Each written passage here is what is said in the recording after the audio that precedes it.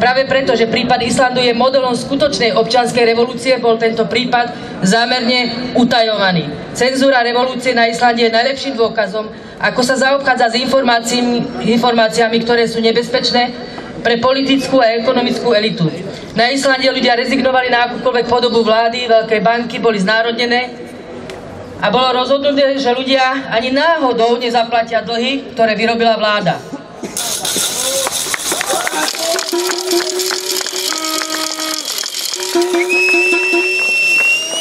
V novej ústave bolo zakotvené, že priamo občan je hlavným protagonistom a nie politik. Nakoľko my občania, my sme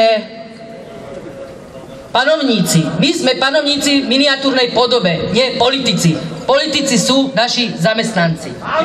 Tak som to chcela povedať.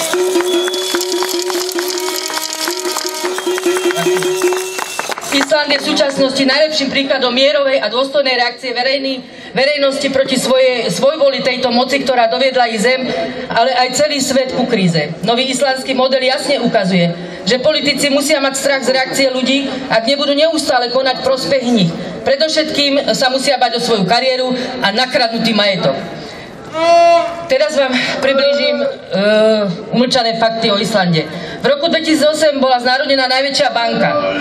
Mena sa zrútila, trh pozastavil svoju činnosť, krajina skrachovala. V roku 2009 obrovské protesty pred parlamentom, ktoré sa konali, ľudia nimi donútili k rezignácii predsedu vlády a celý vládny blok. Politici volajú po splatení dlhu voči Británii a Holandsku. Ľudia znovu išli do ulic a vybojovali si zákon o všeobecnom referende. V januári 2010 ho prezident síce odmietol ratifikovať a oznámil, že ho bude konzultovať s Európskou úniou. Ľudia teda znovu vyšli do ulic a v marci si napriek prezidentovi sa konalo referendum, ktorého výsledok bol, a teraz dobre počúvajte, že 93% ľudí odmietlo zaplatiť umelo vytvorený a nafúknutý dlh voči Veľkej Británii a Holandsku.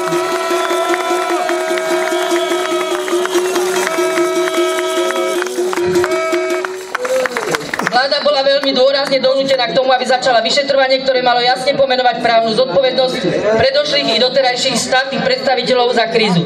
Výsledok bol takmer okamžitý. Došlo k zatknutiu niekoľkých vedúcich bankárov a manažérov štátnych inštitúcií vymenovaných starou vládou. Interpol vydal rozkaz a všetci v podvodoch zúčastnení bankári naraz utekali z Islandu. Ľudia na Islande si potom sami spísali svoju úplne novú ústavu, ktorá vôbec nie je kópiou starej skostnatenej ústavy, predovšetkým chrániaci pôvodný prehnitý politický systém. Nové ústavodárne zhromaždenie zložené priamo z ľudí, volených priamo ľuďmi a nie stranami, zahájilo svoju činnosť už vo februári 2011 a predložilo návrh ústavy na základe všeobecného občianskeho konsenzu a odporúčania. Musí byť ešte schválené parlamentom, ktorý bol vytvorený po novinných voľbách.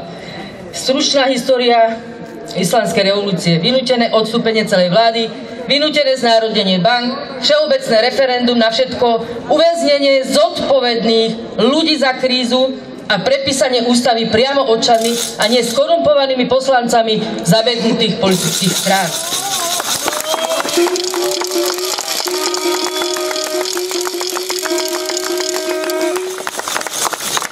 To, čo sa stalo na Islande, bolo preto veľmi ťažko pozorované mnohými Európskou úniou politikmi vyhodnotené ako nebezpečné a pre ich úplne skorumpovaný politický systém. Bojkot informácií o skutočnej podstate a dianie na Islande bol striktne dodržiavaný tisíckami novinárov v rámci všetkého korporátneho tlače, rozhlasu aj televízie. Masmédia, vládni vyjednávači údajne ponúkli dokonca i značné daňové úľavy výmenou za mlčanie. Ale napriek tomu všetkému sa islandská revolúcia ďalej šíri po Európe. Postavila sa totiž veľmi rázne doterajšiemu úplne skorumpovanému a ďalej neudržateľnému systému volieb do zabehnutých politických strán a dáva celej Európe a svetu lekciu z naozaj priamej demokracie.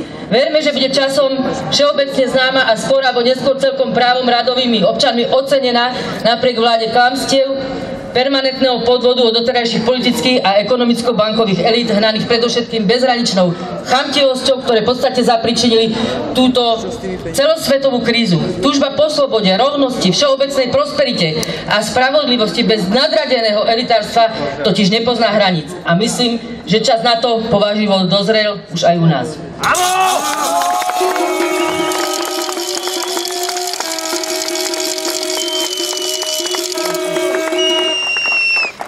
Teraz by som sa tak svojimi slovami chcela zamyslieť spolu s vami nad tým, že či vieme, ktoré veci nás aj globálne ovláda úzka skupinka, dovolím si tvrdiť, rodinka privilegovaných. Vieme to? Áno. Finančné prostriedky a média. Presne tak.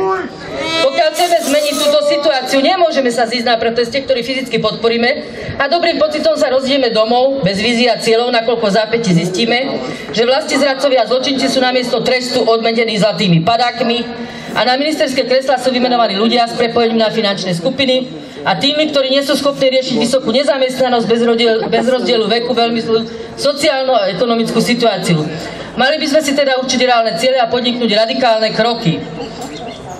Nehovorím o rozbijaní výkladov a poškodovaní majetku ostatných. Ale napríklad, čo sa týka médií, verejne som vyzvala riaditeľku Slovenského rozhlasu a televízie Miroslavu Zemkovú k vytvoreniu priestoru aspoň raz týždenne pre občanov s odborníkmi. Nie politikmi, ako sa stalo pred predčasnými voľbami, kde si politici zás len varili svoj predvolebný guláš, ktorý už nikomu nechutí.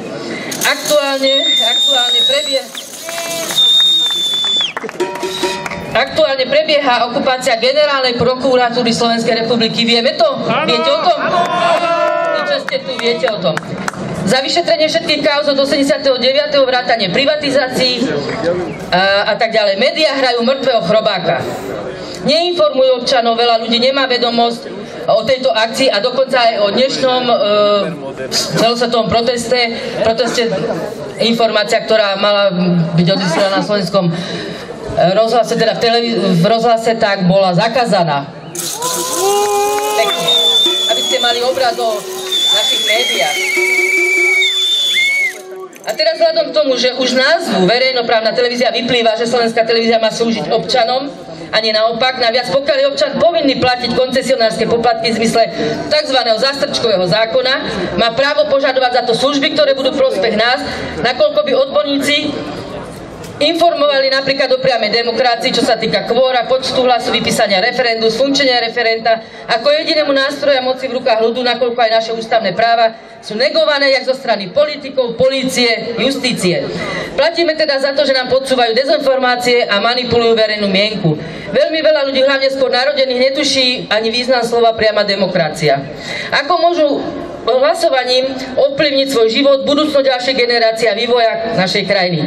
Nevyužívajú internet a sociálne siete, ako napríklad Facebook a iné. Mám za to, že uvedené ako aj iné témy sú na diskusiu s odborníkmi napríklad zo Slovenskej akadémie vied, v Slovenskej televízii z oblasti ekonomie, filozofie, pedagogiky, sociológie, pôsobenie médií v demokratizačných procesoch, vedeckých pracovníkov a tak ďalej.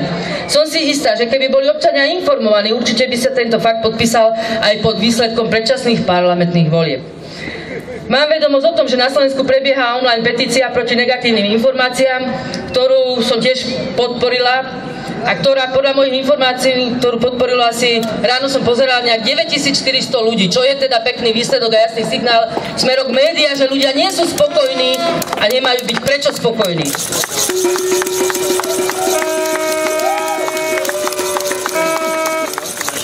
Navrhujeme teda opätovne písomne vyzvať pani Miroslavu Zemkovú k vytvoreniu priestoru na diskusiu občanov s odborníkmi a informovať verejnosť o všetkých dôležitých záležitostiach občanov v prípade zamietnutia výzvy. A teraz ten radikálny krok: neplatiť koncesionárske poplatky za Slovenský rozhlas a televíziu.